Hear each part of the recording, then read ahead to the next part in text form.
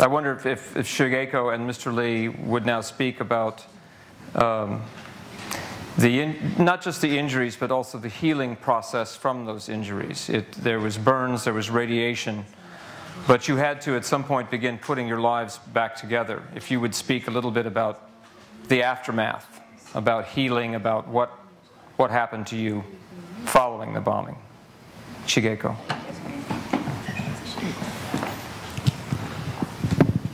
Thank you. After I escaped away from center, the bomb with all the survivors, the wounded people,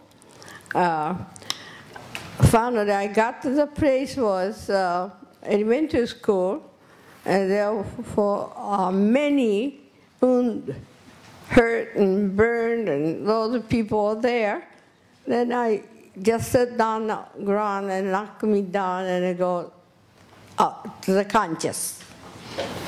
Then a long time I thought, I didn't know who put me in there or not. I completely didn't think about it.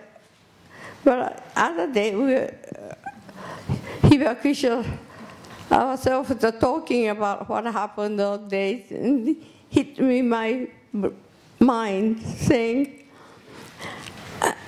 "Oh, I remember the words. I heard somebody say, 'Oh, this one not dead,' and that was me. I was dead." Dead side and live side, they were selecting. I was a dead side. Then somebody find that I was bleeding. Oh, this one not dead. That came back to my mind, that words we are talking about past, what happened to us. See, so many dead bodies was in the city. They're just treating it like a fish. This is a fresh fish. This is the not good one, kind.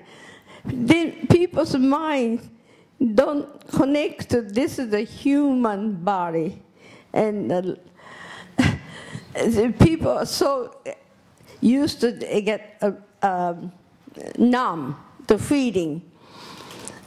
When my parents find me, the place I was, 5 days and 4 nights, no medication, no water, nothing. I was saying my name and address, keeping saying, one more time, to effort myself, and then somebody might hear me. The miracles happened. 5th days, a man heard. He went to my parents' place, which crossed the city. Then my parents came to pick him up. Then many, many years later, my mother told me that I asked her, how did you find it, me, and how I look like it? And she couldn't tell me right away. After many years, she told me that when she was looking in the candle and asking my name, Shigeko, and she heard a very weak voice. Here I am. Then she looked at me. She couldn't recognize me. Where's the face? Where's the head? Because my whole entire face was big like a basketball. And also, skin wasn't skin. All the things are black. When you make a toast and you forget to pepper up, and black and rough, right? Just like that. Can you imagine? My face all over like that. Well, they took me home. The first thing my father did was a cut in my hair. My skin in the head wasn't burned because the hair protected. then after that, my whole face was black and swelling. So he cut all over. Then he peeling the black rough stuff. And underneath was very thick yellow puff with infection. You can imagine hot summer and the people wound and no take care of it. 5 days naturally happens. And I was lucky. My parents had the house was a little bit kept, but the house will survive. My parents will survive, so they can able to take care of me.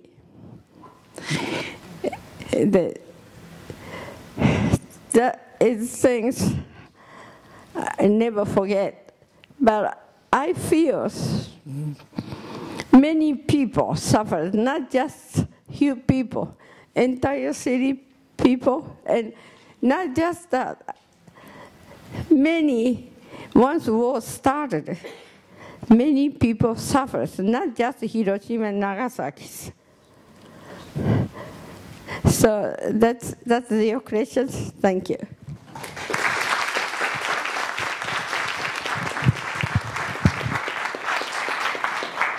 And for Mr. Lee, answering the same question, but also if he would please touch on the discrimination that the Hibakusha suffered after the bombings, not only because of the radiation, but he had it doubly because he is also a Korean living in Japan.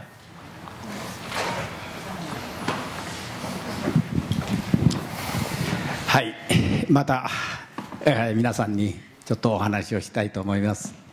私の場合は重子さんのように、なんていうんですか、その愛情を込めて、治療された云々とかそういうことは他の人からの場合は全くありませんでした。ただその頃薬がないので、赤チンという薬、薬のこの赤い液体でこのぐらいの瓶に入ったものを、毎日それを塗ってました。これは普通の薬局ドラッグストアで売ってるんじゃなくて、例えば鉄道病院、私は鉄道員だったので鉄道病院に行ってこの薬薬といえば薬ですけども、もらって毎日これを塗っておりました。was treated a little bit differently from how Shigeko-san was treated. And I would like to tell you about the type of ointment that we used. It was called akachin. It is a red liquid type of ointment. And we continued to put it on our face and everywhere that we were severely burned. ニューヨークの古い薬局に行くとひょっとしてこの赤チンがあるかと思います。You might even be able to find it somewhere in an older drugstore or pharmacy in New York. その赤チンを毎日焼けただれた頬と足と首に毎日その赤チンをこう塗ってました。And we would rub it on our face, neck, legs, and hands every single day. そうするとこの赤チンっていうのは皮膚を乾燥させて乾燥した皮膚がこうむくれてくるんです。And this ointment, what it does is it dries your injury and it makes it where you can peel your skin off. そのめくれた皮膚を鏡を見て一枚一枚こう剥いでいきます。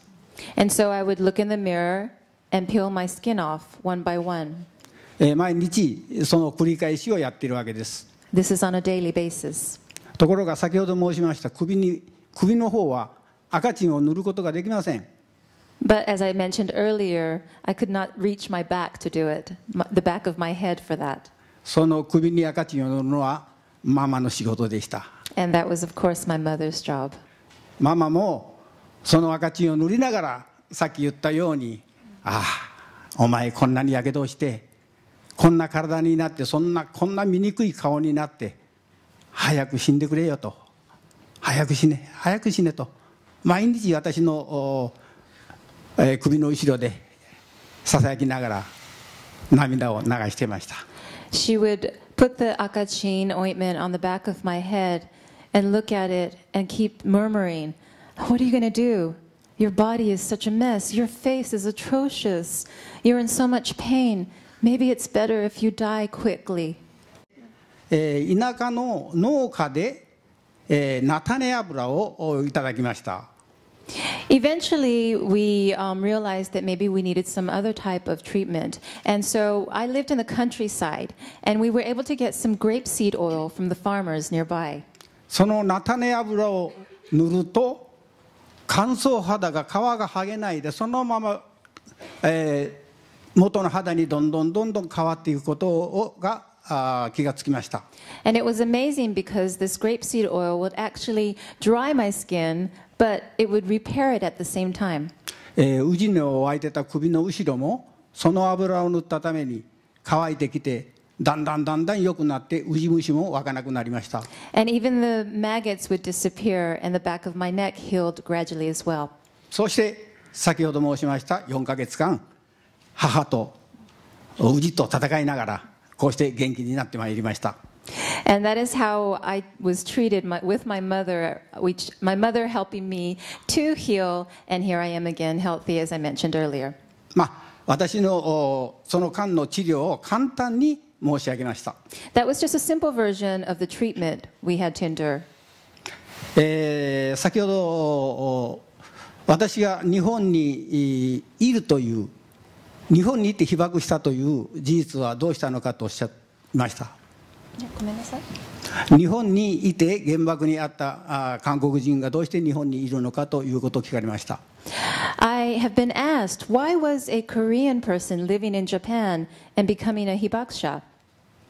日本の政策によって私の国韓国は36年間植民地化されて、早く言えば国を取られた状態でありました。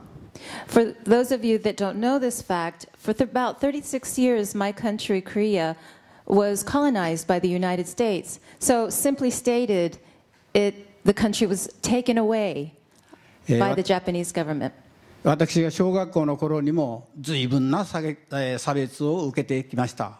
Even as a child, I endured much discrimination.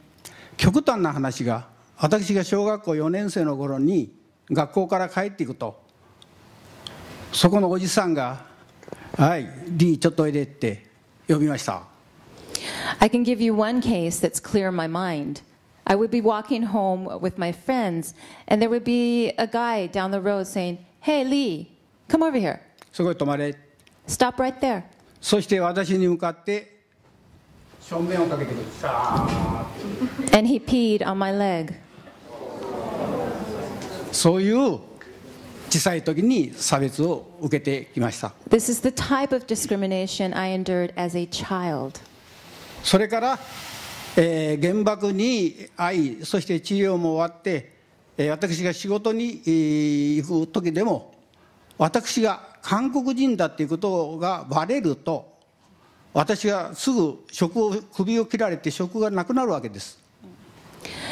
And then after becoming a hibakusha and healing after treatment and going back to work, the fact of the matter is, had it been known, if they were to find out that I was Korean and not Japanese, I would have been fired instantly. 私は韓国人ですけども、その職場で働いている間は日本人でした。So while I was working at this locomotive repair factory, I had to hide the fact that I was Korean and act as a Japanese. 8月15日終戦の日からその12時までは私も日本人でした。On August 15th, once the war was over, until 12 o'clock, I was a Japanese citizen. 12時が過ぎて私はその途端に韓国人になったわけです。The moment the 12 o'clock passed, the moment it passed 12 o'clock, I was returned to a Korean citizen. 仕事上でも今まで日本人として働いてたんですけども、韓国人ということがあからさまに出ますと、私は即クビになります。And so Even though I had been working as a Japanese, the minute they found out that I was not Japanese, imagine what happened. その職を失うことがどれほど私に対して苦しいことだったかためにいつまでも韓国人だっていうことがバレないか毎日毎日この脳裏からは離れませんでした。I had hidden the fact that I was Korean for so long, worried that maybe someday they would find out that I wasn't Japanese. ですから今でも今日はこうして、リーと出てますけども本当はこのリーというネームは今日本では私は使っておりません。And even though, as you see on the stage, my name Lee is here, I do not use this name in Japan to this day. ですから私がここに来るときに日本の朝日新聞発行部数が780万部あります。780万部ですね。その最後がないと。780万部ありますが、その新聞に私がアメリカに行って証言をするという記事が写真付きで出ました。I wanted to mention the fact that before I came here, the Asahi newspaper, which they printed 780,000 publications of, announced that I was coming to the United States as a Hibakusha, as a Japanese person. 悲しいかな。そうですよね。はい、そうです。悲しいかな。この記事を見て、私がアメリカに行くんだと言って、その新聞記事を飲んだ友達は一人もいません。なぜならば名前がリーだからです。この名前が江川でしたら、私今江川でと日本では使ってますが、江川という名前でしたらこの新聞を友達が全部読んでくれたと思います。And what's really sad is that not a single one of my friends read this article, and the reason is because the article did not have my Japanese name Egawa in it. It was written as Lee. この差別というものが絶対になくなるはずがない。私はいまだにその差別がこの頭から離れません。恐ろしい私の一生涯つきまとうこの差別という言葉を何とか消せないものか心に願っております。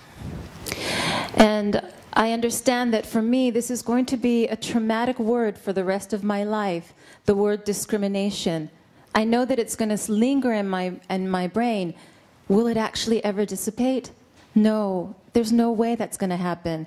I know that I'm going to try to fight it and hope that one day there will be no discrimination, but it's really hard for me to believe myself.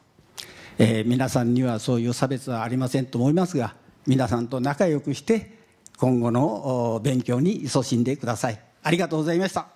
And I hope that you don't have to go through this type of discrimination. Please continue to be healthy, keep up with your studies, and thank you very much. Ask Cynthia. We had talked about a little bit before about the healing from all of this and how you sustain yourself, how you live with this, what keeps you going, what gives you hope.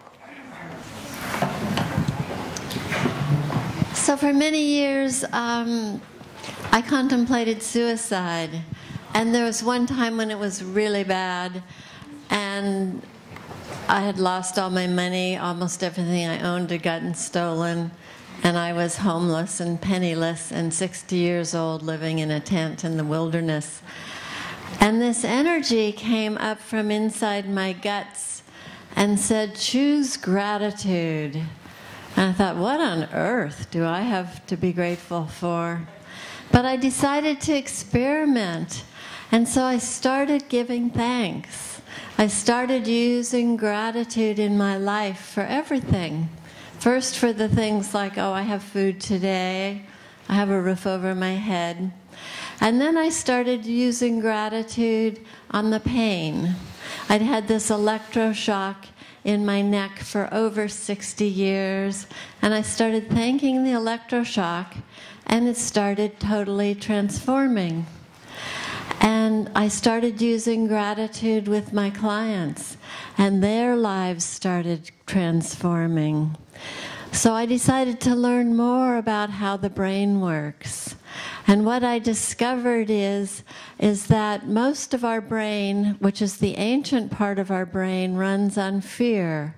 And when you're afraid or when you're in fear, that part of your brain takes over your entire life. It takes over your nervous system, and it takes over how you think. And when you get out of that part of your brain, then you can access the newer parts of your brain. And those are the parts of your brain about language, about art, about creativity, and all the wonderful things you're learning in school. So I started doing even more research with myself and my own healing, and with my clients and people who'd been living in tremendous pain their whole lives. And as we kept working with using gratitude to shift these energy patterns and these neural patterns in your brain, I noticed that people's lives were completely transforming. It was really amazing to witness. So I want to leave you with this thought that as the world as we know it today is filled with a lot of fear, and you can continue to imprint your life and your brain with fear. I mean, just pick up any newspaper or you watch the news, and there's more fear.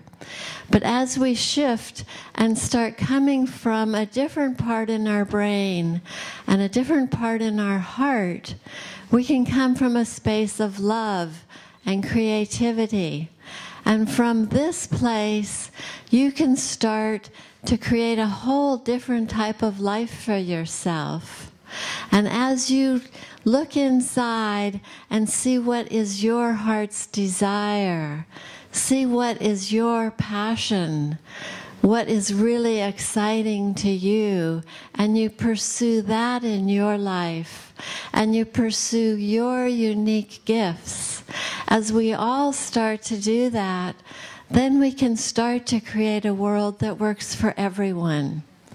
So rather than creating a war or a world that's based on war and fear and terror, we can start to create a world that's based on your heart's desires, that's based on your love, and that's based on your unique gifts and what you have to bring to life. So I encourage you each to follow your heart and to follow your dreams. And if you do that, then we can all together create a world that's full of peace, that's full of harmony, and that benefits everybody all over the world, no matter where they are. So thank you so much, and you've been an awesome audience.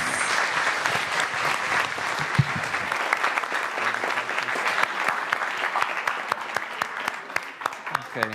Thank you all. Thank you, Mr. Lee. Thank you, Cynthia. Thank you, Shigeko. Thank you, Marie.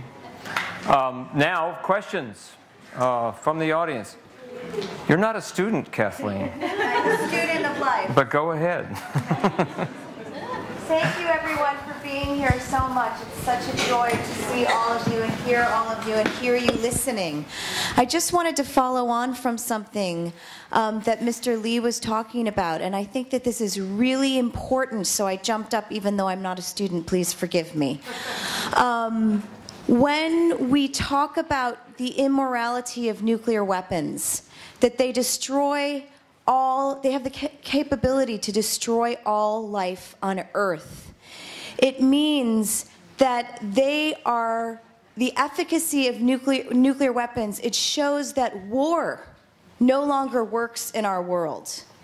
You cannot have a war with nuclear weapons that will end all life, so we need to work for a world without war, right? Yeah. And when we talk about discrimination And there are many kinds of discrimination, and many of us in this room have also experienced that. We also know that over time, human beings have developed and learned to respect one another. We know that we have a long way to go. The nuclear bomb also teaches us about the radical ineffectiveness of discrimination. Because when the Hibakusha were, the survivors were falsely thought to believed to be contagious. So people didn't want to be around them. People didn't want to intermarry because of the idea of the possibility of genetic defects, etc. So not only do nuclear weapons teach us that we need to move beyond a world where there is war, but they also teach us that we need to move away from discrimination, away from racism, be that Japanese against Korean people, white people against black people, people who are afraid of gay people. We need to move away from discrimination because there is only one human race.